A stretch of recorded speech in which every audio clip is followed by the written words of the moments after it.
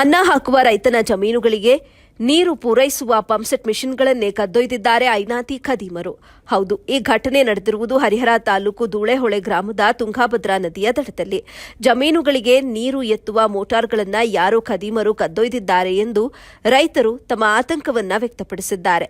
ಇತ್ತ ಸಮರ್ಪಕವಾದ ಮಳೆ ಇಲ್ಲ, ವಿದ್ಯುತ್ ಸಮಸ್ಯೆ ಬೇರೆ ಇದೆ, ಸಾಲದ ಬಾಧೆ ಜತೆಗೆ ಬೆಳೆ ನಂಬಿಕೊಂಡ ರೈತರು ನ್ಯಾಯಕ್ಕಾಗಿ ಮೇಲೆಬೆನ್ನೂರು ಪೊಲೀಸ್ ಠಾಣೆಯ ಮೆಟ್ಟಿಲೇರಿದ್ದಾರೆ.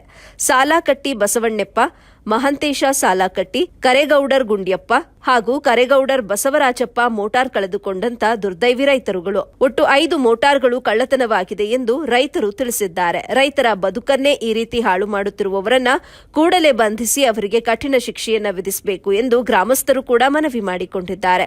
ಈ ಸಂದರ್ಭದಲ್ಲಿ KG Raju, GM Channesha, A Ucchangappa, KG Praveen, S Chikkappa, S Basavannappa, T Parasappa, KG Prakash, KG Tippesh, G Prabhu ಇತರರಿದ್ದರು. ವರದಿ ಸೈಯದ್ ಶಾಮಿರ್, ಎಬಿ ನ್ಯೂಸ್ ಕನ್ನಡ, ಹರಿಹರ.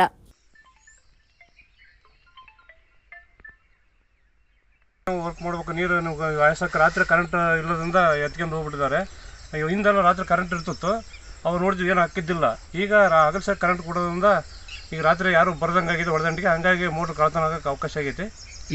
ಹೆಚ್ಚಿನದಾಗಿ ಈ ನೀರನ್ನ ಯಾವ ಬೆಳೆಗಳಿಗೆ ಬಳಕೆ ಮಾಡ್ತಾರೆ? ಅಡಿಕೆ, ಭತ್ತ, ತೆಂಗು, ಮೆಕ್ಕೆಜೋಳ ಇವೆಲ್ಲ ಭಾಳ ಅವಶ್ಯಕತೆ.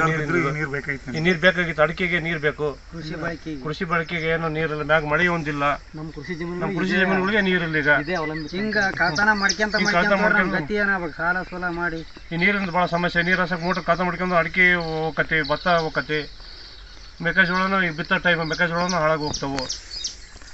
ಈಗ ನಿಮಗೆ ಹಂಗೇನಾದ್ರೂ ಫಸಲಕಾಯಿ ಸಿಕ್ಕಿಲ್ಲ ಅಂದ್ರೆ ಅದು ನಷ್ಟ, ಒಳ್ಳೆ ದೊಡ್ಡ ನಷ್ಟ ಆಗತ್ತೆ. ಎಕರೆಗೆ 1.5 2 ಲಕ್ಷ ಲಾಸ್ ಆಗುತ್ತೆ. ಹೀಗಾಗಿ ಏನು ಹೇಳಲಿಕ್ಕೆ ಬಯಸ್ತೀರಾ ಸಂಬಂಧಪಟ್ಟಿರ್ತಕ್ಕಂಥ ಅಧಿಕಾರಿಗಳಿಗೆ? ಇದು ಗಮನಕ್ಕೆ ತಂದು ಅದು ಯಾವ ರೀತಿ ನಮಗೆ ಸೂಕ್ತ ಕ್ರಮ ಒದಗಿಸ್ಕೊಡ್ಬೇಕಂತ ಹರಿಹರ ತಾಲೂಕು ಧೂಳೆಹೊಳೆ ಗ್ರಾಮ. ಆದ್ರೆ ಇಂಥದ್ದು ನಾವು ಹಿಂದನೂ ಯಾವಾಗ ಕಂಡಿಲ್ಲ. ಅವ್ರಿಗೆ ಈ ಥರ ಆಗಬಾರ್ದಾಗಿತ್ತು. ಭಾಳ ರೈತರಿಗೆ ನೋವಾಗೈತಿ.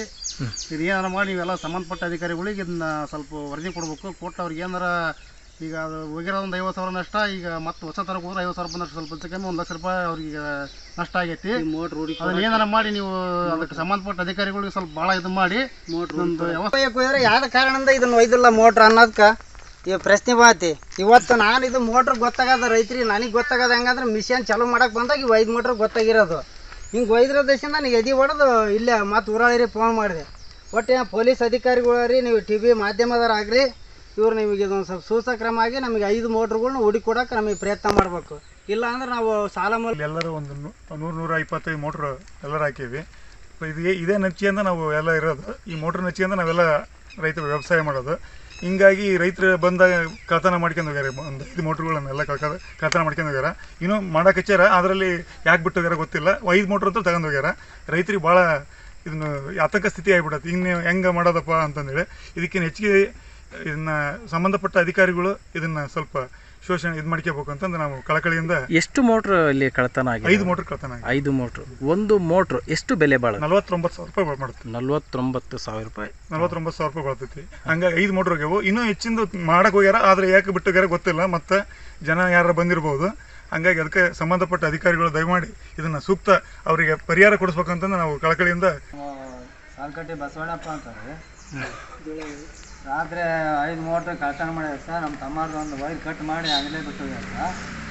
ನಾವು ಅನ್ನರಾತ್ರಿ ಹಿಂಗೆ ಮಾಡಿದ್ರೆ ನಾವು ಸಾಲ ರಾತ್ರಿ ಅದು ಹೋಗಿ ಮಕ್ಕಳಕತ್ತೇನೆ ಸರ್. ಕಷ್ಟ ಆಗೈತೆ ಸರ್. ಅನ್ನದಾತರಿಗೆ ರಕ್ಷಣೆ ಇಲ್ಲ. ಅನ್ನದಾತರಿಗೆ ರಕ್ಷಣೆ ಇಲ್ಲ ಸರ್. ರೈತರಿಗೆ ನಮಗೆ ಒಟ್ಟು ರಕ್ಷಣೆ ಇಲ್ಲ ಸರ್. ಅದೇ ನಮಗೆ ದೇವರಾಗಿ ನಾವು ಪೂಜೆ ಮಾಡ್ಕೊಂಡು ಊಟ ಮಾಡೋದು ಸರ್. ನಾವು ಸಾಲ ಸೂಲ ಮಾಡಿ ಮೊನ್ನೆ ಭತ್ತ ಎಲ್ಲ ಕೆಟ್ಟು ಹೋದ್ವು, ಇಳುವರಿ ಇಲ್ಲ, ರೋಗ ಬಿದ್ದು ನಾವು ಹೆಂಗೆ ಮುಂದೆ ಜೀವನ ಮಾಡೋದು ಹೆಂಗೆ ಸರ್?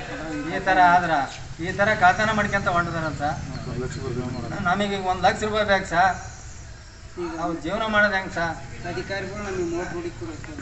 ಅಧಿಕಾರಿಗಳು ನೀವೆಲ್ಲರೂ ಸೇರಿ ನಮಗೆ ಮೋಟ್ರ್ ಹುಡುಕಿ ಕೊಟ್ಟರೆ ನಮಗೆ ಮತ್ತು ಮುಂದೆ ಅನ್ನ ಉಣ್ಣಕ್ಕೆ ನಮಗೆ ಬಾಯಿ ಬರ್ತದೆ ಸರ್. ಪೊಲೀಸ್ ಇಲಾಖೆಗೆ ಏನಾರು ದೂರ ಸಲ್ಲಿಸಿ ಏನಾರು ಮಾಡಿ ಗೌರ್ಮೆಂಟ್ ನಮಗೆ ಒಂದು ಮೋಟ್ರ್ ಕೊಡ್ತೀವಿ ಸರ್. ನಮಗೆ ಅಲ್ಲ, ಪೊಲೀಸ್ ಇಲಾಖೆಗೆ ಏನಾರು ದೂರ ಸಲ್ಲಿಸಿದ್ದೀರಾ? ಪೊಲೀಸರು ಬಂದಿರ್ತಾರೆ ಸರ್. ಅವರೆಲ್ಲ FIR ಮಾಡ್ಕೊಂಡು ಹೋಗ್ಯಾರ, ಮಾಧವ್ ಮಾಡ್ಕೊಂಡು ಹೋಗ್ಯಾರ. ಅವ್ರು ಸ್ಟೇಷನ್ಗೆ ಹೋಗಿ ಕಂಪ್ಲೇಂಟ್ ಕೊಡೋದು. ಈಗ ಸಂಬಂಧಪಟ್ಟಿರ್ತಕ್ಕಂಥ ಅಧಿಕಾರಿಗಳಿಗೆ ಏನು ಹೇಳಲಿಕ್ಕೆ ಬಯಸ್ತೀರಾ ಕೊನೆಯದಾಗಿ?